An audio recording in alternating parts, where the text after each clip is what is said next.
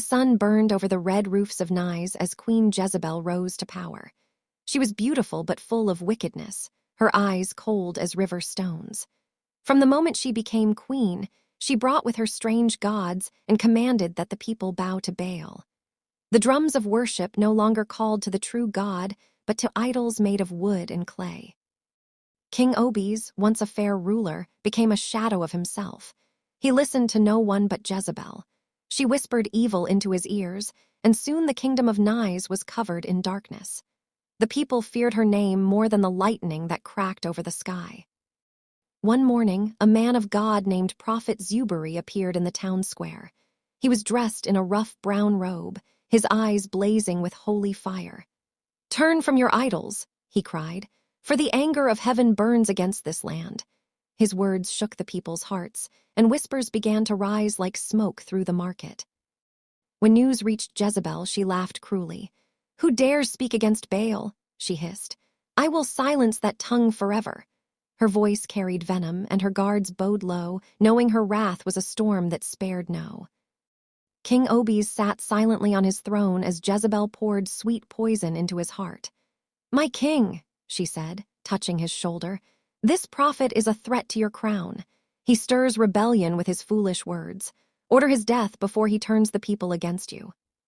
The king hesitated, his spirit trembling between truth and fear. He knew Zuberi spoke from God, but Jezebel's eyes burned with a power he could not resist.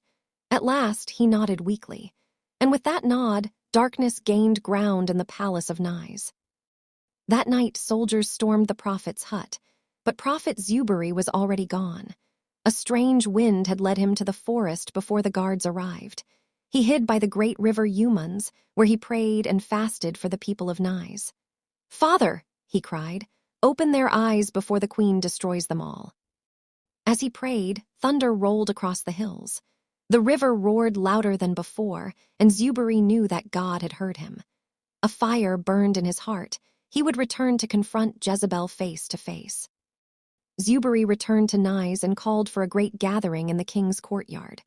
"Let Baal's priests call on their God," he declared, "and I will call on mine. The God who answers by fire, he is the true God." The challenge spread like wildfire through the land. Jezebel's laughter echoed through the palace walls. All day, Baal's priests shouted and danced, cutting themselves, but no fire fell. When it was Zuberi's turn, he prayed simply, "Lord, show them you are God." In an instant, fire fell from heaven and consumed the altar.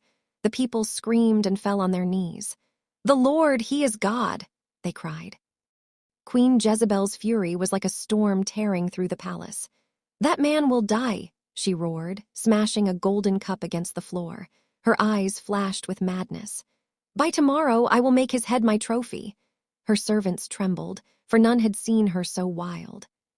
But Prophet Zuberi fled again into the wilderness. The queen's threats could not silence the voice of truth. Even the wind seemed to whisper her defeat, though she refused to see it. Darkness was breaking, though she still sat on her throne. King Obes became a man tormented by guilt. The cries of his people haunted his dreams. Every time he closed his eyes, he saw the fire on Zuberi's altar. "I have sinned against heaven," he murmured. But Jezebel's presence was heavy beside him, her words sweet as poison. "You are king," she said, smiling coldly. "Forget the prophet, forget his God." Yet deep down, Obes knew his end was near. A kingdom built on lies cannot stand forever. One evening, Prophet Zuberi returned secretly to the gates of the palace. His face shone with quiet strength. "Tell the queen," he said to the guards, "that her wickedness has reached heaven. Dogs shall eat her flesh, and her name shall be forgotten." The message spread quickly, carried by trembling lips. When Jezebel heard it, she laughed. "Let his God try," she spat. But her laughter sounded hollow, for thunder rolled above Nice that night, and even the palace lamps flickered as if afraid. At dawn, enemies rose against the kingdom. The soldiers who once feared Jezebel turned their swords toward her. She stood at her window, painting her face, trying to look brave. "I am queen," she whispered, but her crown felt heavy with guilt. The gates burst open. Jezebel's end came swiftly, just as the prophet had spoken.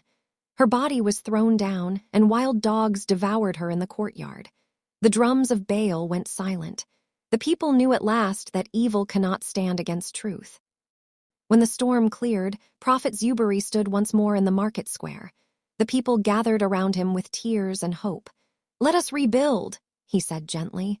"Let us worship the true God again." From that day, the idols were broken, and peace returned to the land. King Obes, now humbled, knelt before the people and asked for forgiveness. The wind carried a new song through Nice, a song of freedom, courage, and light. And so the kingdom learned. No matter how powerful evil seems, truth will always rise like the morning sun.